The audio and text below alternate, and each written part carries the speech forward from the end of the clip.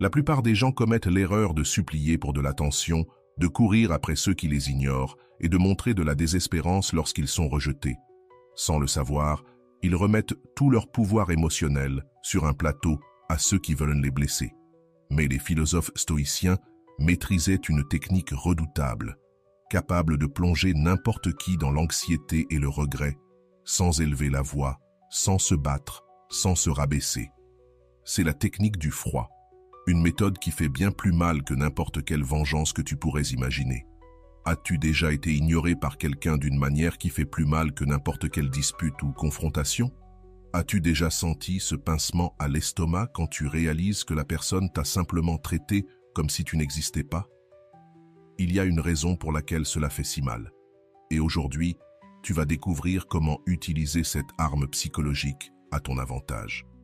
Prépare-toi à découvrir comment devenir émotionnellement intouchable, tout en faisant goûter à ceux qui t'ont blessé l'amertume de leur propre médecine.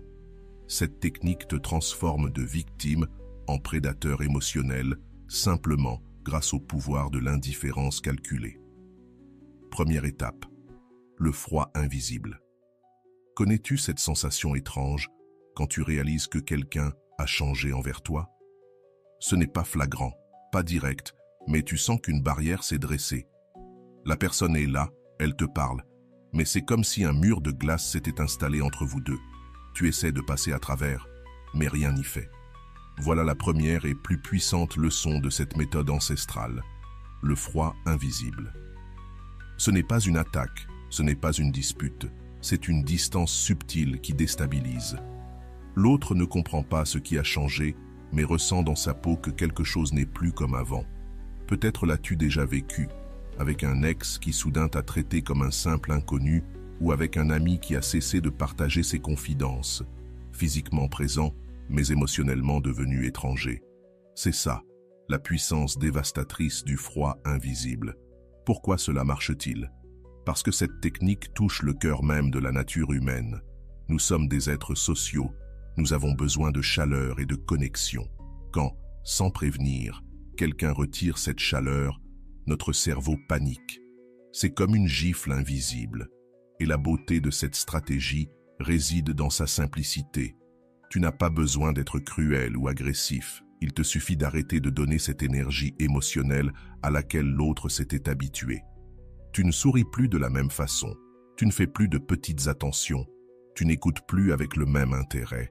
Comme si tu avais une télécommande émotionnelle et que tu avais simplement baissé le volume.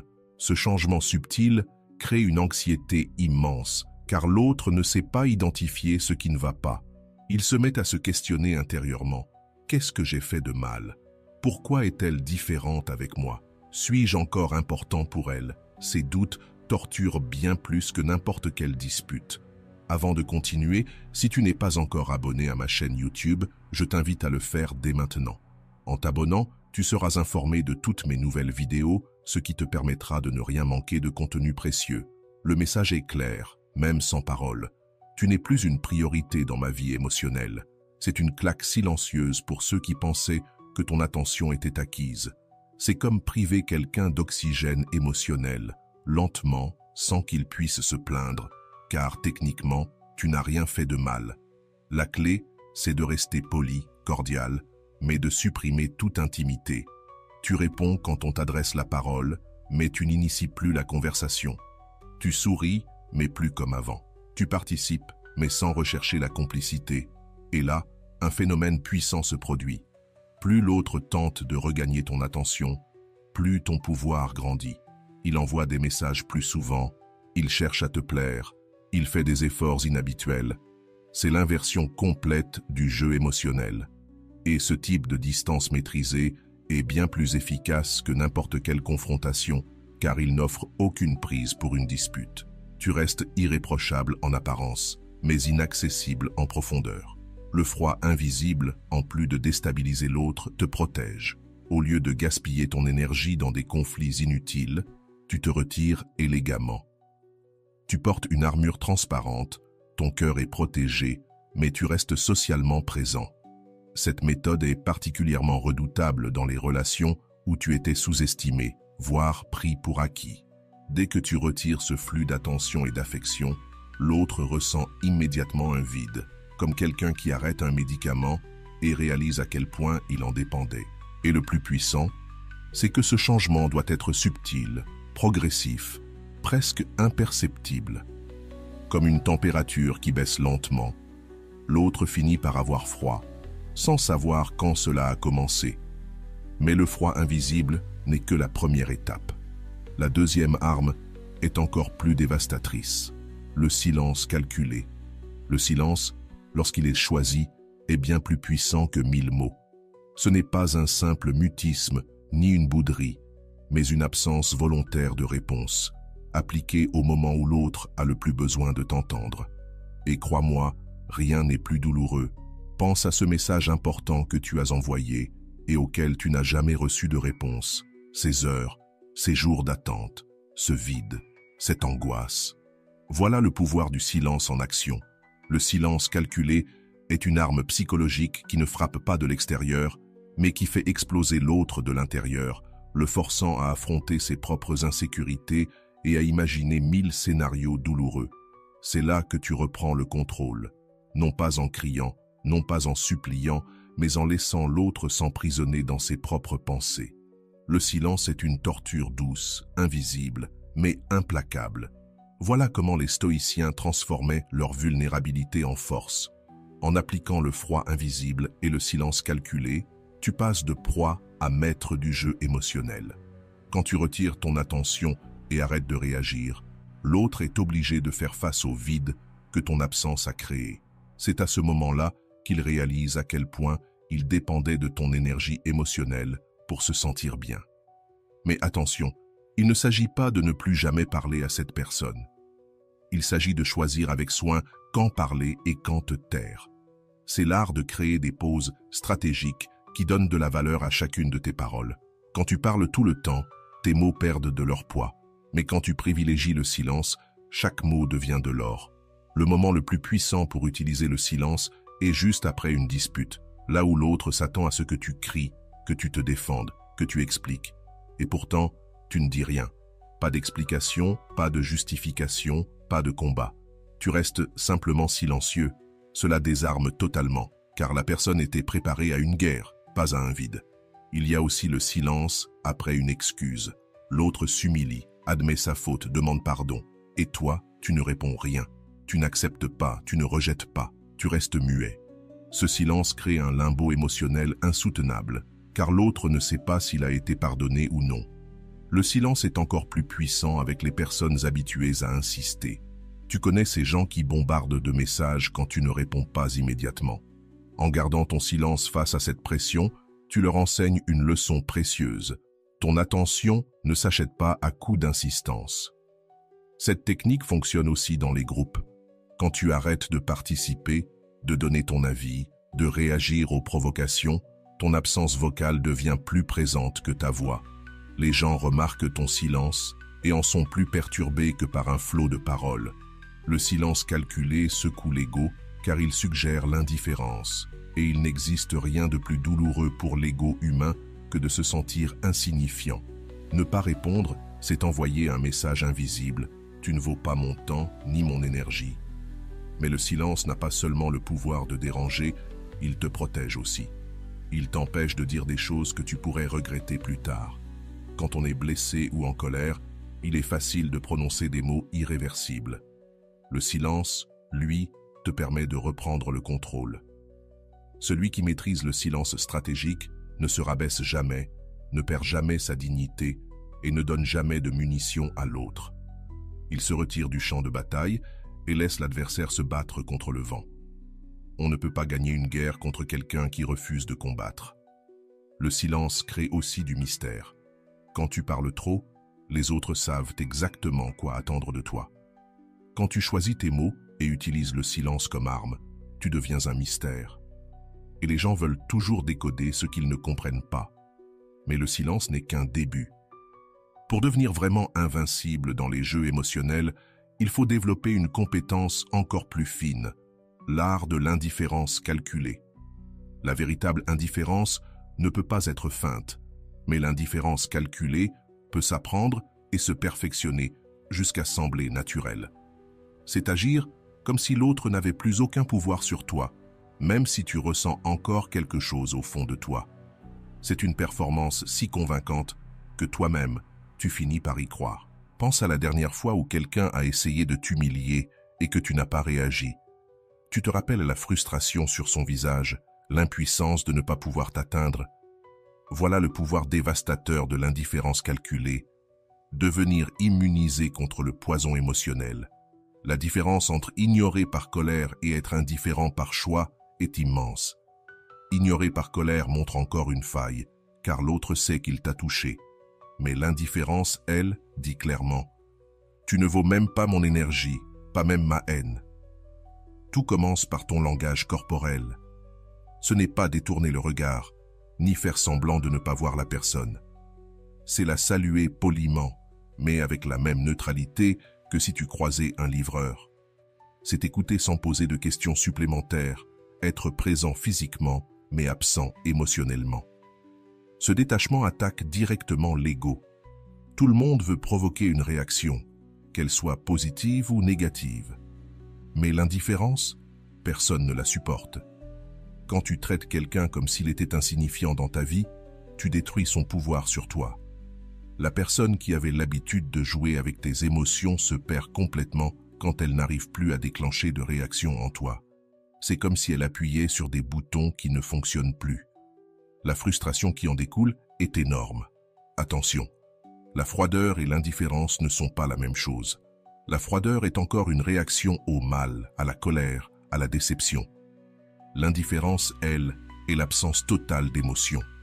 Tu reconnais que l'autre est là, mais il ne déclenche plus rien en toi.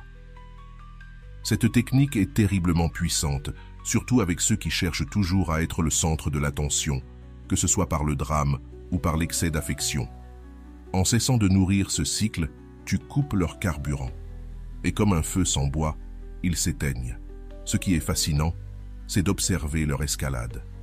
D'abord, ils essaient d'être gentils pour retrouver ton attention. Quand cela échoue, ils deviennent plus agressifs, plus moqueurs. Et quand cela ne marche toujours pas, ils tombent dans le désespoir, parfois jusqu'à admettre des fautes qu'ils n'auraient jamais reconnues avant. L'indifférence calculée te protège aussi de toute manipulation émotionnelle.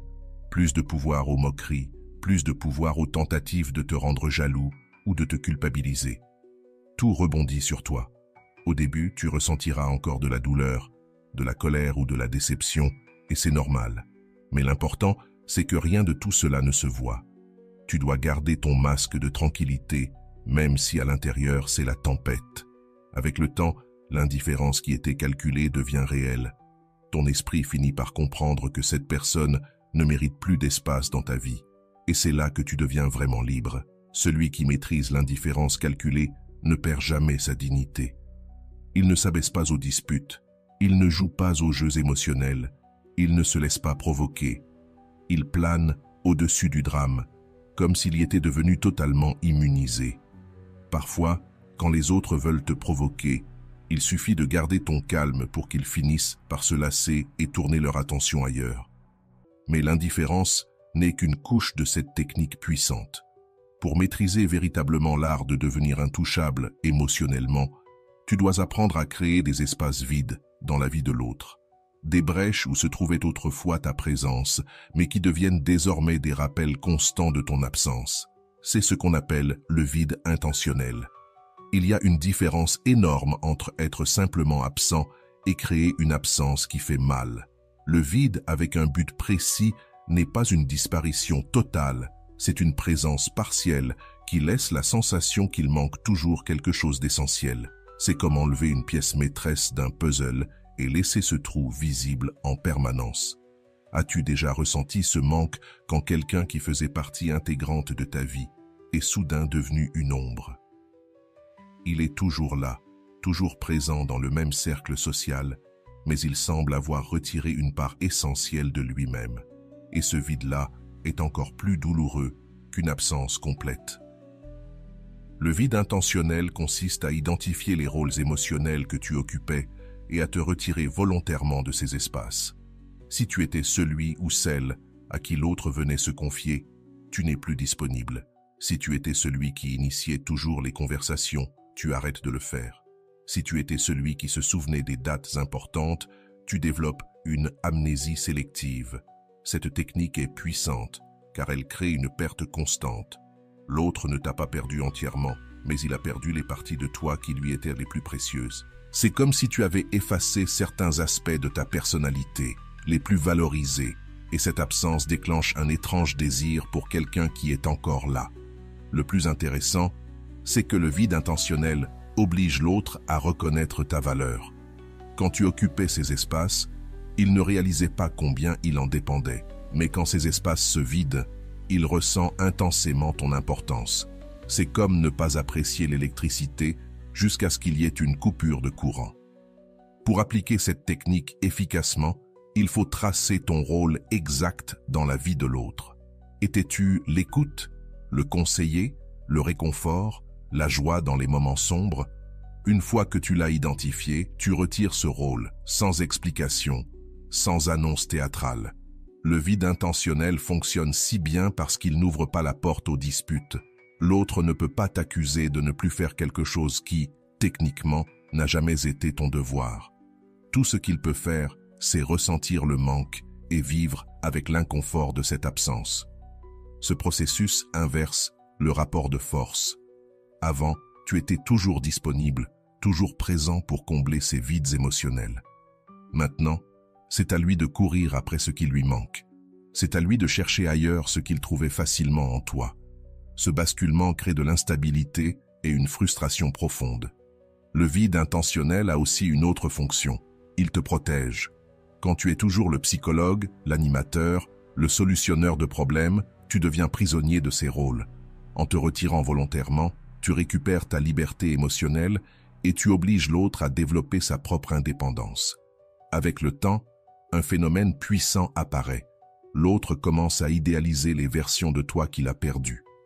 La mémoire a ce pouvoir étrange d'embellir ce qui n'existe plus. Il se souvient de vos moments partagés comme étant plus beaux qu'ils ne l'étaient réellement. Ton absence se remplit de souvenirs dorés.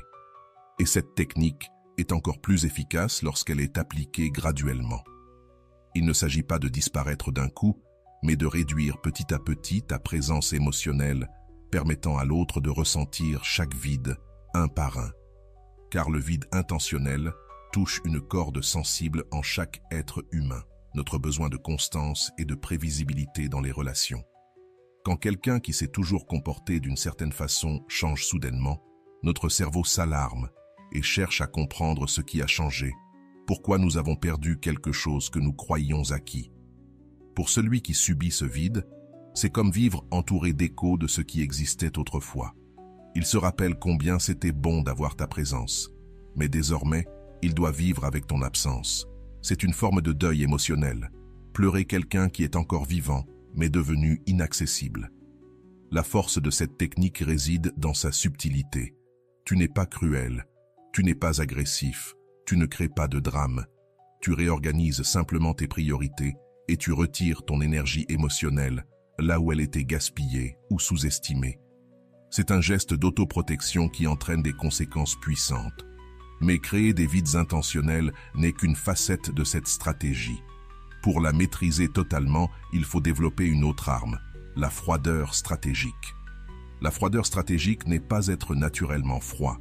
C'est la capacité à contrôler ta température émotionnelle comme un thermostat, à l'éteindre et la rallumer selon tes objectifs. C'est savoir rester calme quand l'autre attend une explosion de colère et faire en sorte que cela paraisse totalement naturel. Souviens-toi de la dernière fois que quelqu'un a essayé de se moquer de toi pour te faire réagir et que tu es resté parfaitement calme. Tu as vu la frustration sur son visage. Tu as vu comment il a intensifié ses provocations pour obtenir une réaction. Voilà la froideur stratégique en action. C'est comme être un mur de glace qui renvoie toute la colère qu'on t'envoie. La différence entre être froid par nature et utiliser la froideur stratégique, c'est que cette dernière est un choix conscient. Tu ressens l'émotion, mais tu choisis de montrer de la glace. Et ton jeu est si convaincant que même ceux qui te connaissent bien commencent à douter de savoir qui tu es vraiment. Cette froideur déstabilise parce qu'elle brise les attentes. Tu as toujours été chaleureux, expressif, réactif. Ton changement soudain crée un contraste brutal, presque choquant. C'est comme si tu étais devenu une autre personne du jour au lendemain, et cela provoque une grande anxiété chez ceux qui s'étaient habitués à ton ancienne version. Le timing est crucial. La froideur la plus puissante est celle qui apparaît précisément au moment où l'autre a le plus besoin de ta chaleur. Quand il vient chercher du réconfort, tu offres une politesse distante. Quand il attend de la complicité, tu donnes une neutralité cordiale. Quand il espère de la passion, tu réponds par une courtoisie glacée. Cette technique fonctionne parce qu'elle brise le réflexe humain de réciprocité émotionnelle. Normalement, on répond au feu par le feu, à l'affection par l'affection, à la colère par la colère. Mais quand tu réponds toujours avec une température émotionnelle basse, tu provoques un court-circuit dans le cerveau de l'autre. La froideur stratégique est particulièrement dévastatrice après des moments de grande proximité. Si vous avez partagé des instants intenses, des confidences, de la vulnérabilité, alors ta soudaine froideur est perçue comme une trahison. C'est comme si tu avais retiré tout ton investissement émotionnel de la relation. Pour appliquer cette technique avec maîtrise, il ne suffit pas de contrôler tes mots. Tu dois aussi contrôler ton langage corporel, ton ton de voix, et la façon dont tu doses ton énergie émotionnelle. Ton langage corporel entier se transforme. Ton sourire devient plus contenu, ton regard moins chaleureux, tes gestes plus mesurés. Tu restes poli et cordial, mais tu retires toutes ces nuances qui rendaient ta présence spéciale pour cette personne. La froideur stratégique te protège des manipulations émotionnelles. Quand tu ne réagis plus avec chaleur aux tentatives de provoquer ta passion, ta colère, ta compassion ou tout autre sentiment fort, tu crées une armure émotionnelle impénétrable. Les tentatives de manipulation glissent alors sur la surface glacée que tu as construite. Ce qui est fascinant, c'est d'observer comment les autres essaient de briser cette froideur. D'abord, ils tentent d'être plus affectueux, comme si un excès d'attention pouvait te réchauffer. Quand cela ne fonctionne pas, ils passent aux provocations, cherchant à te faire exploser de colère. Et lorsque même cela échoue, vient la désespération. Des tentatives dramatiques pour obtenir une réaction émotionnelle forte. Cette technique crée une inversion de pouvoir spectaculaire. Avant, tu étais peut-être celui qui montrait le plus d'émotions, qui se souciait le plus, qui s'exposait le plus. Désormais, c'est toi qui gardes le contrôle, toi qui dictes la température émotionnelle des échanges. Et cela déstabilise profondément ceux qui s'étaient habitués à ton ancienne version. La froideur stratégique oblige aussi l'autre à affronter ses propres sentiments. Puisque tu ne renvoies plus d'énergie émotionnelle, il doit désormais gérer seul ce qu'il ressent. C'est comme si tu avais effacé l'écho de ses émotions. Il ne reste plus que son propre sentiment résonnant dans le vide que tu as créé. Avec le temps, cette froideur calculée devient naturelle. Ton cerveau s'adapte à ce nouveau schéma et maintenir ce calme émotionnel demande de moins en moins d'efforts. Tu rééduques ton système émotionnel à fonctionner à un autre niveau d'intensité. Celui qui maîtrise la froideur stratégique ne perd jamais le contrôle. Il ne se laisse pas emporter par ses impulsions, ne prend pas de décision sur des émotions passagères et surtout, il ne donne jamais aux autres le pouvoir de modifier son état intérieur. C'est comme être le capitaine d'un navire qui avance sans encombre, même au milieu des tempêtes. Mais la froideur n'est qu'un outil dans cet arsenal émotionnel. Pour compléter ta transformation, il faut développer quelque chose d'encore plus subtil. La capacité de communiquer le mépris sans jamais avoir à prononcer une seule parole blessante. C'est ce qu'on appelle le mépris élégant. C'est l'arme la plus sophistiquée de tout arsenal émotionnel. C'est la faculté de faire comprendre à quelqu'un qu'il est en dessous de ton niveau, sans le dire directement. C'est traiter la personne avec une politesse froide et distante, de sorte qu'elle se sente minuscule, sans jamais pouvoir pointer du doigt ce que tu as fait de mal. Tu as peut-être déjà rencontré quelqu'un qui, d'un simple regard, d'un sourire forcé ou d'un ton de voix particulier, t'a fait sentir inférieur. Ce n'était rien de grossier, rien de concret à reprocher. Mais tu savais que tu étais méprisé. Voilà la puissance dévastatrice du mépris élégant. C'est un coup émotionnel invisible, plus profond qu'une insulte, mais qui ne laisse aucune trace apparente. La vraie élégance et de ne jamais descendre au niveau de celui qui t'a blessé. Pas besoin de crier, d'insulter ou de faire un scandale. Ta supériorité s'exprime dans les détails. Un sourire qui ne touche pas tes yeux, un hochement de tête condescendant, ou encore un silence qui pèse plus que n'importe quel mot. Le mépris élégant frappe directement l'estime de soi. Il fait comprendre à l'autre qu'il n'a même pas droit à ton hostilité. Être ignoré est parfois plus douloureux qu'être détesté, car cela communique une vérité brutale. Il est devenu trop insignifiant pour provoquer en toi la moindre émotion authentique. Cette technique est une forme de communication indirecte. Tes paroles peuvent sembler neutres, mais ton ton, ton regard, ta gestuelle disent tout le contraire. C'est comme parler deux langues en même temps, l'une audible pour tout le monde et l'autre destinée uniquement à la personne ciblée. Le mépris élégant se cache dans des gestes minuscules, presque imperceptibles aux yeux des autres, mais qui frappent avec violence la personne concernée. Un salut froid, comme à un simple inconnu malgré l'intimité passée. Une écoute distante, comme si ses problèmes n'avaient aucune importance. Et c'est là que réside sa force. Le mépris élégant ne laisse aucune ouverture à la confrontation. La personne ne peut pas t'accuser d'être impoli, puisque techniquement, tu es resté correct. Tes mots sont cordiaux, mais l'autre ressent tout le poids de ton mépris, sans pouvoir se défendre. Tu crées ainsi une hiérarchie invisible. Tu ne lui dis pas que tu es supérieur, tu communiques simplement qu'il a perdu le droit d'être ton égal. C'est une dégradation sociale silencieuse, impossible à ignorer. La victime d'un mépris élégant se retrouve dans un terrible limbo émotionnel. Elle sent que quelque chose a changé, qu'elle est traitée différemment, mais elle ne peut pas dire précisément pourquoi.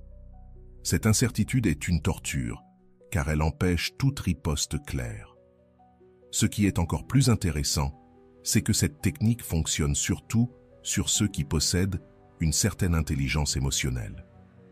Les personnes insensibles ou grossières peuvent passer à côté des subtilités, mais les plus sensibles, elles, perçoivent chaque nuance comme une gifle invisible. Le mépris élégant protège aussi ton image. Pour les observateurs extérieurs, tu restes poli, calme, irréprochable. Personne ne peut accuser ton comportement. Mais pour celui qui est visé, c'est une tempête intérieure. Avec l'entraînement, tu affines le contrôle de tes micro-expressions. Un sourire un peu trop court, une poignée de main trop mécanique, un intérêt manifestement fin.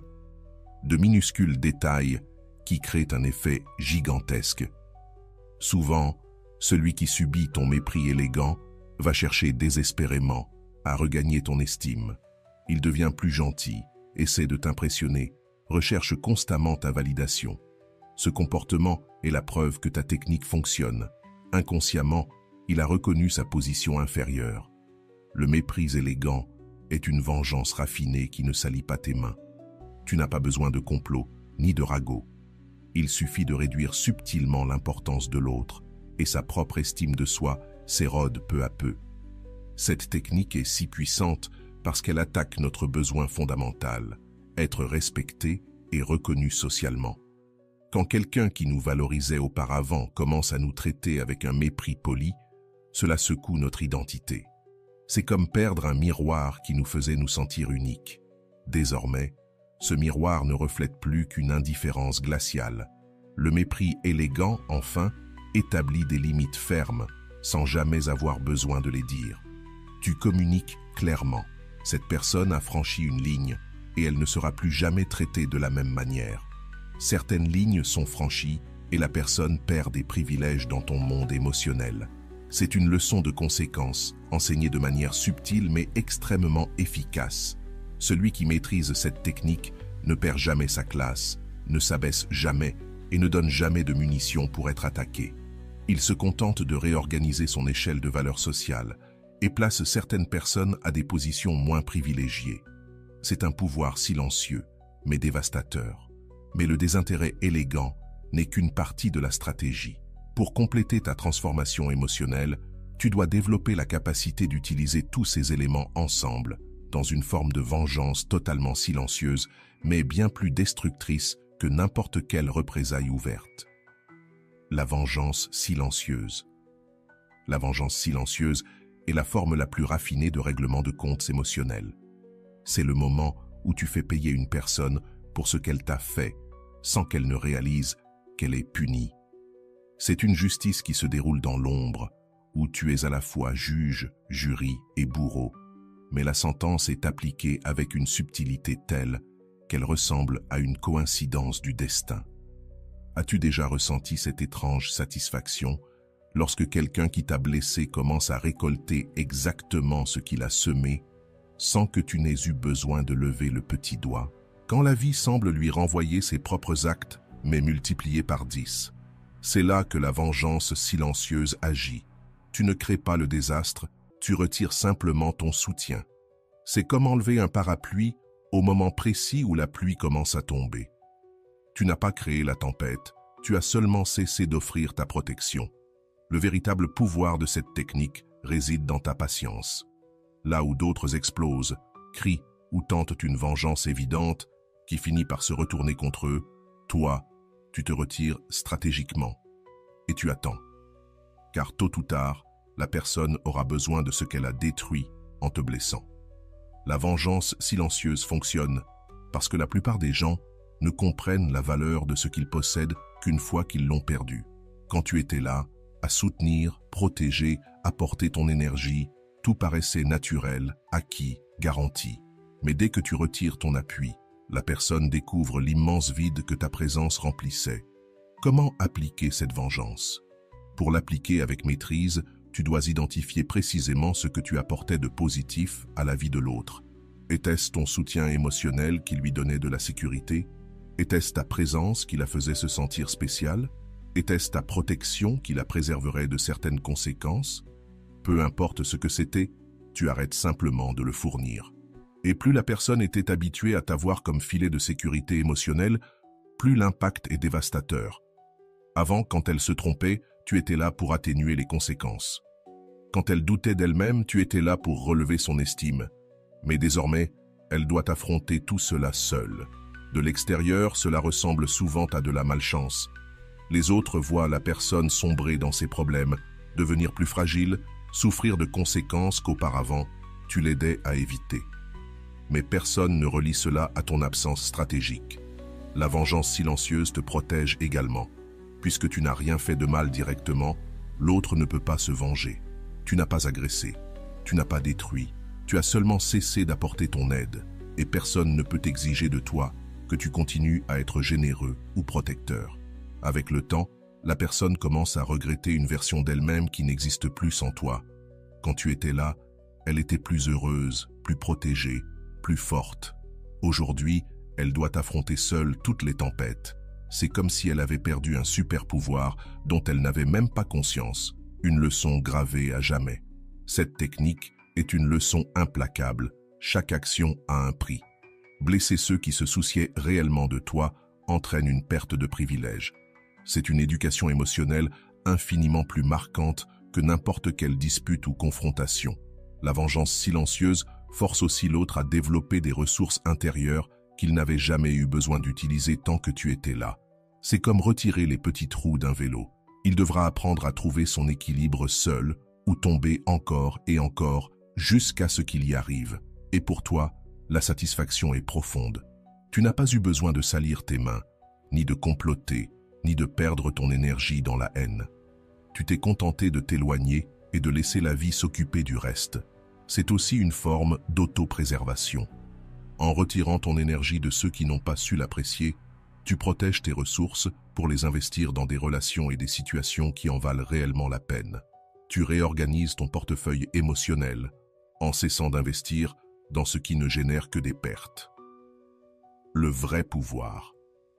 Contrairement aux autres formes de vengeance qui brûlent vite et se retournent souvent contre celui qui les pratique, la vengeance silencieuse peut durer aussi longtemps que tu le décides. C'est un pouvoir permanent que tu exerces simplement en étant plus disponible comme avant. Celui qui la maîtrise n'a jamais besoin de se justifier, ni d'expliquer, ni de se défendre. Il se contente de réorganiser ses priorités et la vie elle-même montre aux autres le prix qu'ils ont payé en te blessant. Mais tout cela n'est qu'une préparation. Le véritable objectif, c'est d'atteindre un état de puissance émotionnelle si absolu que tu deviens totalement invulnérable aux jeux et manipulations des autres. Le domaine ultime, la maîtrise totale. La maîtrise totale ne consiste pas à contrôler les autres, mais à avoir un contrôle absolu sur toi-même. C'est atteindre ce point où personne ne peut plus t'énerver, te manipuler ou t'abattre, car tu as construit un bouclier émotionnel impénétrable. C'est devenir le maître complet de ton monde intérieur. Et lorsque tu atteins ce stade, quelque chose de magique se produit. Ceux qui pouvaient autrefois te déstabiliser facilement deviennent impuissants face à ton calme inébranlable. C'est comme si tu étais devenu totalement immunisé contre leur poison. Les attaques émotionnelles qu'ils essaient d'injecter en toi n'ont plus d'effet. Les mêmes moqueries qu'avant glissent désormais sur toi et rebondissent comme sur un mur de marbre. Ce que tu as atteint, c'est le dominio total, le résultat naturel d'avoir pratiqué toutes les techniques précédentes jusqu'à les transformer en une seconde nature. Le froid invisible, le silence tortueux, l'indifférence calculée, le vide intentionnel, la froideur stratégique, le mépris élégant et la vengeance silencieuse se fondent maintenant en une seule et même personnalité, puissante et inébranlable. La personne qui atteint ce degré de maîtrise n'a plus besoin de feindre la force. Elle est réellement devenue forte. Elle n'a plus besoin de calculer ses réactions. Elle coule naturellement d'un lieu de puissance intérieure. C'est comme obtenir un diplôme à l'université des émotions et devenir maître de toutes les disciplines. Et ce qu'il y a de fascinant, c'est que ceux-là même qui t'ont blessé finissent par t'admirer. Ils reconnaissent, même inconsciemment, que tu es devenu ce qu'ils aimeraient être. Ta transformation, d'une victime en une personne émotionnellement invincible, suscite à la fois le respect et l'envie. À ce stade, tu n'as plus besoin de prouver quoi que ce soit à qui que ce soit. Tu n'as plus besoin de l'approbation extérieure pour te sentir bien. Tu as trouvé en toi une source inépuisable d'estime personnelle. Les tentatives de manipulation deviennent transparentes. Tu les vois venir de loin. Tu détectes les pièges avant même d'y tomber, comme si tu avais développé un radar émotionnel. Une personne qui atteint ce niveau devient extrêmement attirante aux yeux des autres. Il y a quelque chose de magnétique chez celui ou celle qui ne peut être brisé, qui reste digne et maître de soi, même dans les situations les plus difficiles.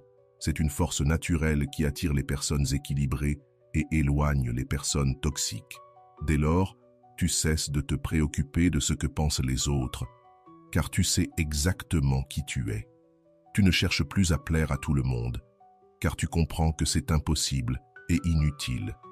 Tu ne perds plus ton temps à te justifier, car tu sais que ta paix intérieure vaut bien plus que l'approbation de quiconque. Cette maîtrise totale change aussi ta façon de choisir tes relations.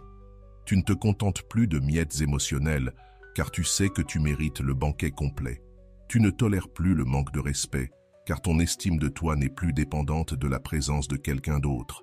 Et les autres le sentent. Ils perçoivent que quelque chose a profondément changé en toi et qu'ils ne peuvent plus utiliser les vieilles tactiques.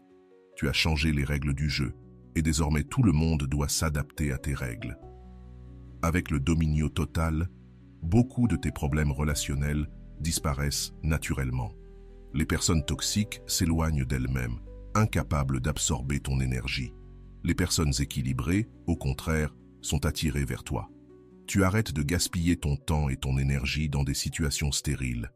Un filtre naturel se développe en toi, te permettant d'identifier immédiatement ce qui vaut la peine et ce qui n'en vaut pas la peine. Ta vie devient plus simple, plus claire et focalisée sur ce qui compte vraiment. Mais le dominio total ne signifie pas devenir une personne froide et insensible. Cela veut dire que tu choisis consciemment quand et comment exprimer tes émotions. Tu ressens encore, tu aimes encore, tu t'impliques encore, mais tout se fait à tes conditions, à ton rythme, selon tes règles. Celui qui atteint ce stade devient une preuve vivante que la transformation est possible. Tu comprends que tu n'as pas à rester victime des circonstances ni des comportements des autres. Tu as toujours eu le pouvoir de choisir tes réactions. Et en choisissant tes réactions, tu choisis aussi ton destin émotionnel. Quand tu maîtrises complètement tes émotions, tu n'as plus besoin de technique ni de stratégie. Tu deviens la technique. Ta force intérieure génère naturellement la bonne réponse.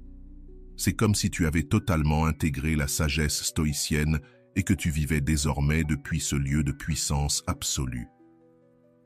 C'est cela, la promesse de la technique du froid. Non seulement elle t'apprend à te défendre, mais elle fait de toi une personne si solide et équilibrée que plus personne ne peut te briser. La différence, c'est que tu ne portes pas seulement une armure, tu deviens invincible par nature.